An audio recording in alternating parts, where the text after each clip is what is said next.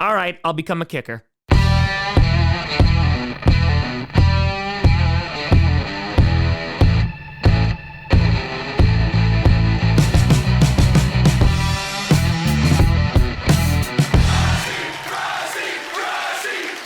Grossi Posse Packer Nation. Welcome to an episode of Packcast, a podcast where you don't know a Packers fan, but it sure does help. I'm your host, Tom. Why did it have to be the Vikings? Grossi, and today we are going to be breaking down the Green Bay Packers' loss to the Minnesota Vikings with a score of 31-29. And there's a lot to talk about with this game. It was definitely a tale of two halves. The first half, the Minnesota Vikings absolutely dominated the Packers, in which you had multiple turnovers, we had 2 missed field goals, and the offense really just couldn't get anything going except for a score at the very end of the first half off a muffed punt.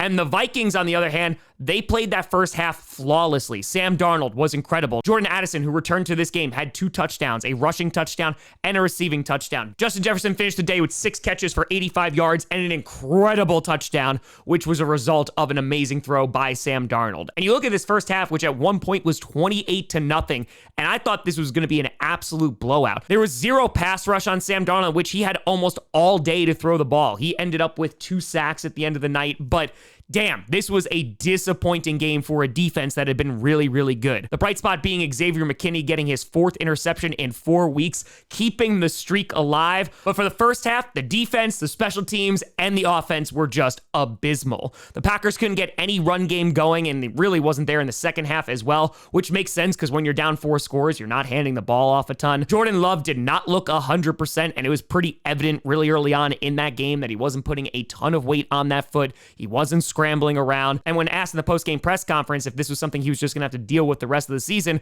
he said, "I hope not, but yeah, probably, because this is football." So that is definitely concerning. And also looking at that first half, the one thing that has been consistent for the Packers over these past 4 weeks have been penalties. The Packers finished with 8 penalties on the day. However, 7 of them came in the first half of this game. And so you want to look at why the Packers lost. Yes, we can look at Narveson for missing 2 kicks. That's not good. We can look at Jordan Love for throwing interceptions. That's not good.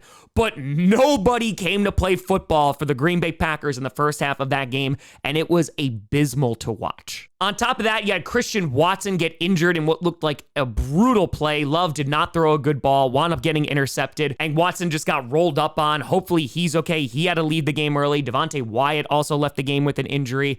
And heading into the second half, you needed the Packers to come out swinging. They just scored a touchdown at the end of the first half off a muffed punt, and you're like, okay, let's get some momentum going. However, their first 2 drives in that second half, they didn't do anything with the ball, and you thought that you were going to see more of the same. However, as the game went on, the defense was able to lock in a little bit more on Sam Darnold and really restrict them from doing anything on the offensive side of the ball, and the Packers slowly but surely came to life.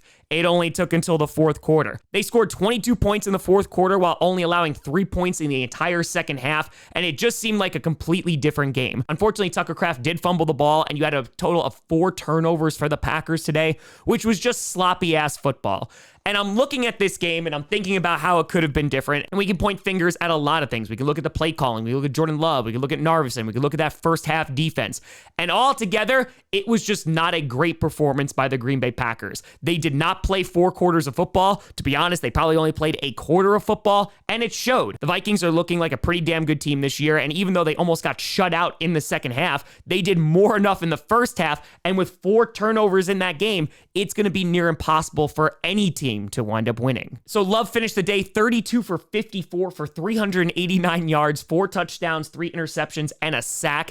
And I just want to point at that real quick. The fact that Jordan Love came back into this game, his first game back when he was obviously injured, and he threw the ball 54 times, I can't imagine that was a huge part of that game plan. Like I said before, I understand why they didn't run a lot because they wound up getting behind so early, but they finished the entire game with 86 rushing yards. And considering the Packers had been running the ball really, really well the first 3 weeks, that was something that was definitely missing. And you got to give credit to Brian Flores and that Vikings defense.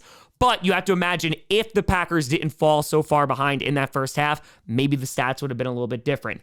However, there is some room for optimism here. Jaden Reed, 7 receptions for 139 yards. Dontavian Wicks, 5 for 78 for 2 touchdowns. That last touchdown was absolutely beautiful, by the way. And even though Wicks had some drops, I think what this shows is that the Packers did not play perfect football, and yet they were still neck and neck with an undefeated team from the NFC North. And that is something to hang your hat on. There's no moral victories in the NFL or anything like that. However, if the game ended after the first half, this is a very different video than where it is now. The Packers nearly came back and won that game, and they did that despite having 4 turnovers. That's pretty impressive. The fact that Jordan Love was not 100%, Carrington Valentine and Jair Alexander did not play this game. That means something. And so for the Packers, I don't think it's all doom and gloom here. I think that there's definitely some optimism heading into next week, because if you look at what the final stats are for this game, the Packers got more yards than the Vikings, 465 to 374. They both had 15 drives, 6.3 yards per play compared to the Vikings' 5.8, 379 yards passing compared to 254. The penalties wound up being roughly the same. Red zone 4 for 5 for the Packers, 3 for 5 for the Vikings. And the time possession advantage was nominal for the Vikings, only having about 5 minutes more than the Packers. And so that's what I'm a bit excited about for the rest of this season. Of course, the Packers had many opportunities to win this game, but giving credit to the Vikings, they're a pretty damn good team this year. And with a strong defense and an efficient offense, they're going to be tough to beat. The Vikings came into Lambeau Field last year and they beat the Packers. And then the Packers later that year beat the crap out of the Vikings in their house.